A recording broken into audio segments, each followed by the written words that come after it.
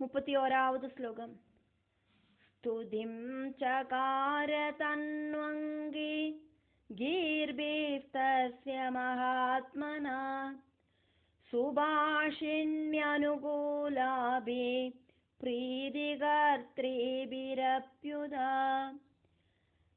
நன்னா பேசுற அவள் ஜெயந்தி நல்ல நல்ல வாக்குகளால அந்த சுக்கராச்சாரியரை ஸ்துதிச்சா, காவியனை ஸ்துதிச்சா. காவ்யா மாதாவோடு புத்திரன் காவியன், அவராக்கும் சுக்கராச்சாரியர் அவரை ஸ்துதிச்சா. ஜெயந்தியோடு அந்த ஸ்துதி ரொம்ப நல்ல ஸ்துதியாயிருந்தது. அழகான வாக்குகளை உபயோகிச்சாக்கும் அவள் ஸ்துதிச்சா. 32வது ஸ்லோகம். பிரபுத்தே ஜலமாதாய ததாராஜமனாய ச மனோனுகூலம் சததம் குர்வந்தி வியஜரத்ததா. தூங்கி எந்திருக்கிறத ஆஜமனம் செய்யறதுக்காயிட்டு ஜலம் எடுத்து கொடுத்தா. அந்த முனியோடு மனசுக்கு பிரியமான பிரவൃத்திகள் ஓரோன்னும் பார்த்து பார்த்து செஞ்சு அங்க வசிச்சா ஜெயந்தி. இந்திரன் இந்த உலகத்தோடு நன்மைக்காயிட்டே தன்னோட புத்திரிய அந்த அசுரகுருவான சுக்கராச்சாரியருக்கு கன்யாதானம் பண்ணி கொடுக்க வக்கம் செஞ்சார். இங்க 33வது ஸ்லோகம். இந்திரோபி சேவகாம்ஸ்தத்ர பிரேஷயாமாஸ சாதுர பிரவೃத்திம் ஞாதுகாமோ வை முனேஸ்தஸ்ய ஜிதாத்மனா.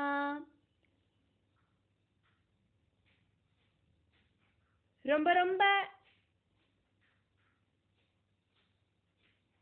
குறுக்கு புத்தி இருக்கிற இந்திரன்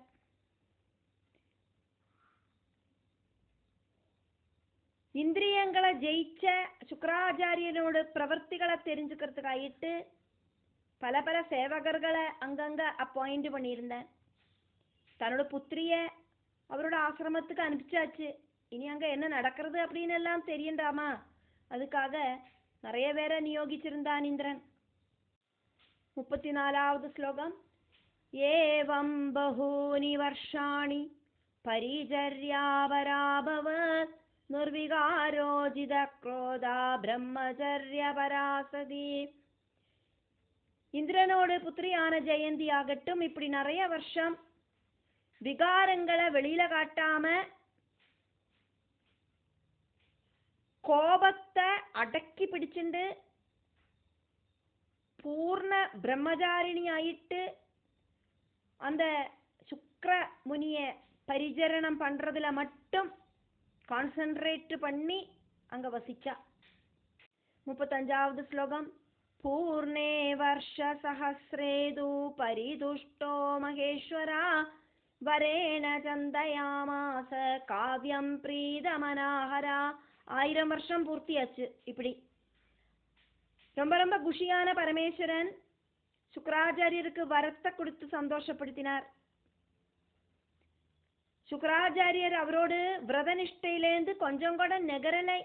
இந்த மாதிரி சுகபோகங்கள் எல்லாம் இந்த ஜெயந்தி கொடுத்துட்டும் அதெல்லாம் அனுபவிச்சுட்டும் கூட அவரோட மனசு அந்த விரதத்துல தான் இருந்தது. அதுல சந்தோஷமாயிட்டு பரமசிவன் சுக்கராச்சாரியருக்கு வரம் கொடுத்து குஷிப்படுத்தினார். இப்போ பரமசிவன் சுக்கராச்சாரியர் முன்னால பிரத்யட்சப்பட்டு சொல்லறதாக்கும். அதனால ஈஸ்வர உவாஜா. 36வது ஸ்லோகம். யச்ச கிஞ்சிதபிப்ரம்மன் வித்யதே பிருகுநந்தனா பிரதிபஷ்யசி யத் சர்வம் யச்ச வாஜ்யம் ந கஸ்யஜித். பிருகுபுத்ரா, பிருகுநந்தனா, என்னெல்லாம் இந்த உலகத்திலே இருக்கோ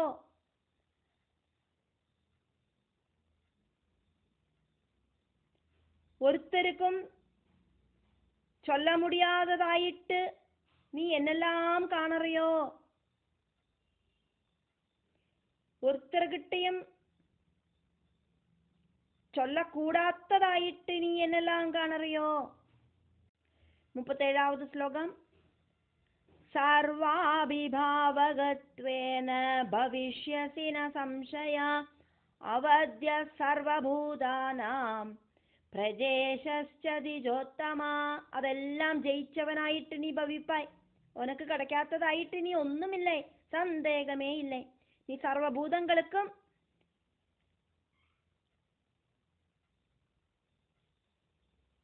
அப்பாற்பட்டவனாயிட்டு இருப்பாய். இந்த பிரஜகளோடெல்லாம் ஈஸ்வரனாயிட்டே பவிப்பாய். பிராமணனாயிட்டும் இருப்பாய், ஞானம் இருக்கிறவராயிட்டு இருப்பாய். இப்படியெல்லாம் பகவான் பரமசிவன் வரம் கொடுத்தார். வியாச பகவான் அதுக்கப்புறம் அங்க என்ன நடந்தது அப்படிங்கறத சொல்லுறார். 38வது ஸ்லோகம். ஏவம் தத்வா வரான் சம்புஸ்தத்ரைவாந்தரதீயத காவ்யஸ்தாமத சம்வேட்சிய ஜெயந்தீம் வாக்கியம் அப்ரவீத். இப்படி வரம் கொடுத்துட்டு பரமசிவன் அங்கேருந்து மறைஞ்சிட்டார். அப்போது காவ்யா மாதாவோடு புத்திரனாயிருக்கிற காவ்யன் அப்படிங்கிற சுக்கராச்சாரியர் அந்த ஜெயந்திய பார்த்துட்டு ஜெயந்தி கிட்ட இப்படி சொன்னார். 39வது ஸ்லோகம். காசி கஸ்யாசி சுஸ்ரோணி ப்ரூஹி கிம் தே சிகீர்ஷிதம் கிமர்த்தமிஹ சம்பிராப்தா காரியம் வத வரோருமே. நீ ஆராக்கும், ஆரோடு புத்திரியாக்கும், ரொம்ப ரொம்ப அழகு இருக்கிற உன்னோட ஆசை என்னவாக்கும் அப்படின்னு சொல்லு. என்னத்துக்கு இங்க வந்தாய், வந்த விஷயத்தை சொல்லு அப்படின்னு சொல்றார். 40வது ஸ்லோகம். கிம் வாஞ்சசி கரோம்யத்ய துஷ்கரம் சேத் சுலோச்சனே பிரீதோஸ்மி त्वत्कृतेनाद्य वरं वरय सुव्रते.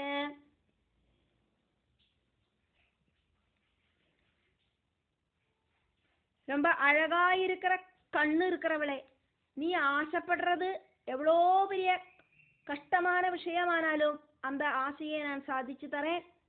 எனக்கு அந்த அளவுக்கு சித்தி எல்லாம் இருக்கு. உன்னோடு பரிசரணத்தால சேவனத்தால நான் ரொம்ப சாட்டிஸ்ஃபைட் ஆயிட்டேன். விரதனிஷ்டை இருக்கிறவளே, வரத்த கேளு. 41வது ஸ்லோகம். தத சாது முனிம் பிராஹா ஜெயந்தி முதிதானனா சிகீர்ஷிதம் மே பகவன் தபசா ஞாதுமர்ஹசி. அப்போது அந்த ஜெயந்தி ரொம்ப ரொம்ப சந்தோஷமாயிட்டு முனிகிட்ட இப்படி சொன்னான், என்னோட ஆசை என்னவாக்கும் அப்படின்னு நான் சொல்லாதக்கே உங்களோட தபோபலத்தாலேயே உங்களுக்கு தெரியுமே அப்படின்னு. அதுக்கப்புறம் அங்க என்ன நடந்தது அப்படிங்கறத வியாச பகவான் சொல்றார். அதனால அடுத்த ஸ்லோகம். வியாச உவாஜா. 42வது ஸ்லோகம். ஞாதம் மயா ததாபித்வம் ப்ரூஹி அன்மனசேப்சிதம் கரோமி சர்வதா பத்ரம் பிரீதோஸ்மி பரிச்சர்யா. எனக்கு தெரியும், இருந்தாலும் நீ சொல்லு, மனசுல என்ன ஆசைப்படுறாய் அப்படிங்கறத அப்படின்னு சுக்கிரமாமுனி சொன்னார்.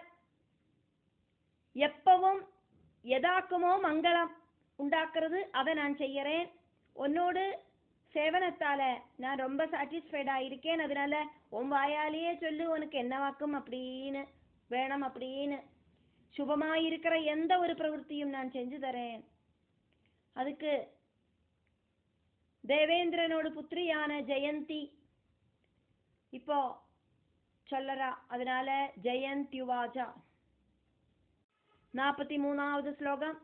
சக்ரஸ்யாஹம் சுதா பிரம்மன் பித்ரா துவ்யம் சமர்ப்பிதா ஜெயந்தி நாமதச்சாஹம் ஜெயந்தாவரஜாமுனே. பிரம்ம ஞானியாயிருக்கிற மகர்ஷே, நான் தேவேந்திரனோட புத்திரியாக்கும் அப்பா என்ன உங்களுக்கு சமர்ப்பணம் பண்ணியிருக்கார். ஜெயந்தி அப்படின்னு பேர் இருக்கிற நான் ஜெயந்தன் அப்படிங்கிற இந்திரனோடு புத்திரனோடு தங்கையாக்கும். இந்திரனுக்கு ஜெயந்தி அப்படின்னும் ஜெயந்தன் அப்படின்னும் 2 குழந்தைகள். அந்த ஜெயந்தனோடு சகோதரியாக்கும் நான் இந்திரனோடு புத்திரியுமாக்கும். 44வது ஸ்லோகம். சகாமாஸ்மி त्वयि विभो वाञ्छितं कुरु मेदुनारंस्ये त्वया महाभाग धर्मद प्रीतिपूर्वकं எனக்கு உங்களை ரொம்ப பிடிக்கும், உங்களை கணவரா வரணும் அப்படின்னாக்கும் என்னோட ஆசை. என்னோட ஆசையை சாதிச்சு தரணும். உங்க கூட தர்மத்துக்கு கட்டுப்பட்டு சந்தோஷபூர்வம் எனக்கு சந்தோஷமாயிட்டு வாழணும். அதுக்கு சுக்கராச்சாரியர் என்ன பதில் சொன்னார் அப்படிங்கிறது அடுத்த ஸ்லோகம். அதனால அடுத்த ஸ்லோகம் சுக்ர உவாச்ச. 45வது ஸ்லோகம். மயா சஹ த்வம் சுஸ்ரோணி தச வர்ஷாணி பாமினி சர்வைர் பூதைரத்ருஷ்யாஜ ரமஸ்வேஹ யத்ருச்சயா.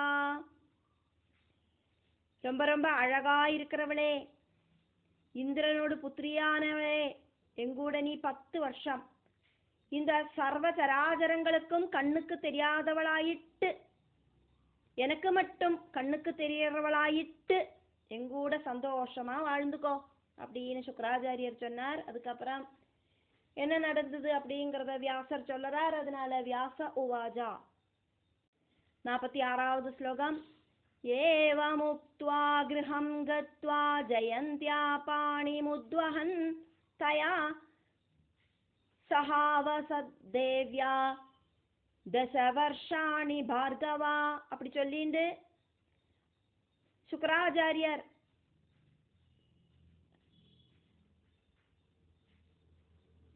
வீட்டுக்கு போயிட்டு ஜெயந்தி அப்படிங்கிற இந்திரனோடு புத்திரிய பாணிகிரகணம் பண்ணிண்டார். அந்த தேவியோடு கூடிட்டு சுக்கரன் 10 வருஷம் வாழ்ந்தார் அந்த கிரகத்துல. 47வது ஸ்லோகம். அதிருஷ்ய சர்வபூதானாம் மாயையா சம்ருத பிரபு தைத்யாஸ்தமாகதம் ஸ்ருத்வா கிருதார்த்தம் மந்திர சம்யுதம். ஒரு பிராணிக்கும் காணறதுக்கு சாதிக்காத மாதிரி மாயையால மூடப்பட்டவனாயிட்டு ஜீவிச்சார் சுக்கராச்சாரியர். அசுரர்களாகட்டும் மந்திரங்கள் கிடைச்சு சந்தோஷத்தோடு கூடிட்டு சுக்கராச்சாரியர் திரும்பி வந்துட்டார் அப்படின்னு கேள்விப்பட்டு 48வது ஸ்லோகம். அபிஜக்முர்கிருஹே தஸ்ய முதிதாஸ்தே தித்ருச்சவா நாபஷ்யன் ரமமாணம் தே ஜெயந்த்யா சக சம்யுதம். சுக்கராச்சாரியரோடு பவனத்துக்கு அசுரர்கள் எல்லாம் போனா அவளுக்கெல்லாம் சுக்கராச்சாரியரை பார்க்கறதுக்கு ரொம்ப ஆசை இருந்தது. ஆனா ஜெயந்தியோடு கூடிட்டு சந்தோஷமா இருக்கிற அவரை பார்க்கறதுக்கு அவளுக்கு சாதிக்கலை. காரணம் சுக்கராச்சாரியர் ஜெயந்திக்கு கொடுத்த வாக்காக்கும் ஆருக்கு கண்ணுக்கும் காணாதக்கு வாழணும் அப்படின்னு. அப்ப அவரும் சேர்ந்து காணாம போயிட்டார். இப்ப இங்க 49வது ஸ்லோகம். ததா விமனச சர்வே ஜாதா பக்னோத்யமாஸ்சதே சிந்தா பராதிதீனாஸ்ச வீட்சமானா புனః புனः. அப்போது அந்த அசுரர்கள் எல்லாம் மனசு வெறுத்து போயிட்டு அவளோட சந்தோஷம் எல்லாம் இல்லாம ஆயிடுத்து. யோசனை பண்ணிட்டு ரொம்ப ரொம்ப சங்கடத்தோடு கூடிட்டு அவ மறுபடியும் மறுபடியும் சுக்கராச்சாரியரை தேடினா. 50வது ஸ்லோகம். அதிருஷ்ட்வா தம் து சம்ருத்தம் பிரதிஜக்முர்யதாகதம் ஸ்வகிருஹான் தைத்யவர்யாஸ்தே சிந்தாவிஷ்டா பயாதுரா. பார்க்கறதுக்கு முடியாததுனால ரொம்ப ரொம்ப யோசனையோடு கூடிட்டு பயத்தோடு கூடிட்டு அந்த அசுரர்கள் எல்லாம் எப்படி வந்தாலோ அப்படியே திரும்ப போயிட்டா. 51வது ஸ்லோகம். ரமமாணம் ததா ஞாத்வா சக்ர ப்ரோவாஜதம் குரும் ப்ருஹஸ்பதிம் மகாபாகம் கிம் கர்த்தவ்யமத பரம். சுக்கராச்சாரியர் இப்படி ஜெயந்தியோடு கூடிட்டு காணாம போயிட்டார் அப்படின்னு தெரிஞ்ச தேவேந்திரன் தேவகுருவாயிருக்கிற ப்ருஹஸ்பதி கிட்ட இனி என்ன செய்யணும் அப்படின்னு கேட்டார். 52வது ஸ்லோகம். கச்சாத்யதானவான் பிரம்மன் மாயையா த்வம் பிரலோபயா அஸ்மாகம் குரு காரியம் த்வம் புத்யா சஞ்சிந்தியமானதா. எல்லாம் தெரிஞ்சவரே, தேவர்களோடெல்லாம் குருவாயிருக்கிறவரே, நீங்கள் அசுரர்கள் கிட்ட போயிட்டு அவளை உங்களோட மாயையால அட்ராக்ட் பண்ணணும், சத்ருக்களை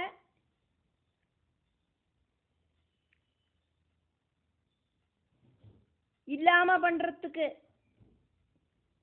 உங்களோட புத்தியை யூஸ் பண்ணி தேவகாரியத்தை செய்யணும்.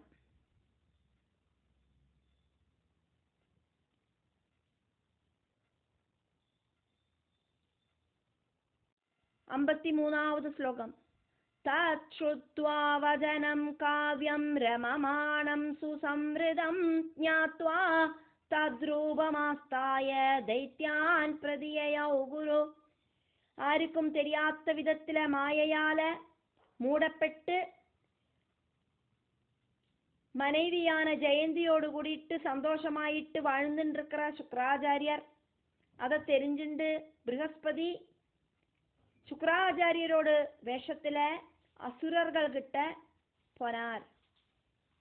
54வது ஸ்லோகம். கத்வா தத்ராதிபக்த்யாசௌ தானவான் சமுபாஹ்வயத் ஆகதாஸ்தே அசுரா சர்வே தத்ருஷு காவ்யமக்ரதா. ப்ரஹஸ்பதி அங்க போயிட்டு சுக்கராச்சாரியரோட வேஷத்துல போயிட்டு ரொம்ப பக்தியோடு கூடிட்டு அசுரர்களை கூப்பிட்டார். வந்த அசுரர்கள் எல்லாம் அவளுக்கு முன்னால நிக்கிற சுக்கராச்சாரியரோடு வேஷம் போட்டு இருக்கிற ப்ரஹஸ்பதிய தேவகுருவை பார்த்தா. 55வது ஸ்லோகம். பிரணம்ய சம்ஸ்திதா சர்வே காவ்யம் மத்வாதிமோகிதா ந விதுஸ்தே குரோர் மாயாம் காவ்ய ரூப விபாவினே. எல்லாரும் நமஸ்காரம் பண்ணி நகர்ந்து நின்னா ரொம்ப சந்தோஷமான அவ வந்திருக்கிறது சுக்கராச்சாரியராக்கும் அப்படின்னு நினைச்சா. சுக்கராச்சாரிய வேஷத்துல வந்த ப்ரஹஸ்பதி ஆக்கும் அப்படின்னு அவளுக்கு தெரிஞ்சுக்கிறதுக்கு சாதிக்கலை. 56வது ஸ்லோகம். தானுவாஜ குரு காவ்ய ரூப பிரச்சன்ன மாயயா ஸ்வாகதம் மமயா ஜானாம் பிராப்தோஹம் வோ ஹிதாயவை. மாயையால சுக்கராச்சாரியரோட வேஷம் ஸ்வீகரிச்ச ப்ரஹஸ்பதி அப்படிங்கிற தேவகுரு இப்போ அசுரர்கள் கிட்ட சொன்னார். நான் சொல்லறபடி கேட்டு நடக்கிற, என் சொல்படி கேட்டு நடக்கிற எல்லாருக்கும் சுவாகதம். நான் உங்களோட நன்மைக்காயிட்டுதா இங்க வந்து சேர்ந்திருக்கேன். 57வது ஸ்லோகம். அஹம் வோ போதயிஷ்யாமி வித்யாம் பிராப்தாமமாயயா தபசா தோஷித சம்போர்யுஷ்மத் கல்யாண ஹேதவே. நிறைய விரதம் இருந்து பரமசிவன் எங்கிட்ட சாட்டிஸ்ஃபேக்ஷன் ஆயிட்டு எனக்கு நிறைய வித்தியை எல்லாம் தந்திருக்கார். அதிகடினமான தபஸ் இருந்து பரமசிவன் கிட்டேந்து நான் கேட்டு வாங்கின வித்யை உங்களோட நன்மைக்கு ஆயிட்டு உங்களை தெரியப்படுத்துறேன். அதை என்ன வாக்கும் அப்படின்னு. 58வது ஸ்லோகம். தச்ருத்வா பிரீதமனசோ ஜாதாஸ்தே தானவோத்தமா கிருதகாரியம் குரும் மத்வா ஜஹ்ருஷுஸ்தே விமோகிதா. அதை கேட்டு அசுரர்கள் எல்லாம் குஷியானா. தபசிருந்து தபசித்தி கிடைச்சு குரு வந்திருக்கார் அப்படி தெரிஞ்சு அவளுக்கெல்லாம் புலகாங்கிதம் உண்டாச்சு. 59வது ஸ்லோகம். பிரணேமுஸ்தே முதாயுக்தா நிராதங்காகதவ்யதா தேவேபியஸ்ச பயம் த்யக்த்வா தஸ்து சர்வே நிராமயா. அவ துக்கத்தெல்லாம் தூக்கி தூர போட்டா. சந்தேகமே இல்லாதக்கு குருவை சந்தோஷத்தோடு கூட்டிட்டு நமஸ்காரம் பண்ணினா. வந்திருக்கிறது சுக்கராச்சாரியராக்கும் அப்படிங்கிறதுல அவளுக்கு எந்த விதமான டவுட்டும் இல்லை. தேவர்கள் கிட்ட அவளுக்கு இருந்த பயமெல்லாம் போச்சு. அவ சொஸ்தமா இருந்தா. அது வரைக்கும் சதுர்த்த ஸ்கந்தத்துல 12வது அத்தியாயம் முடிவடைகிறது.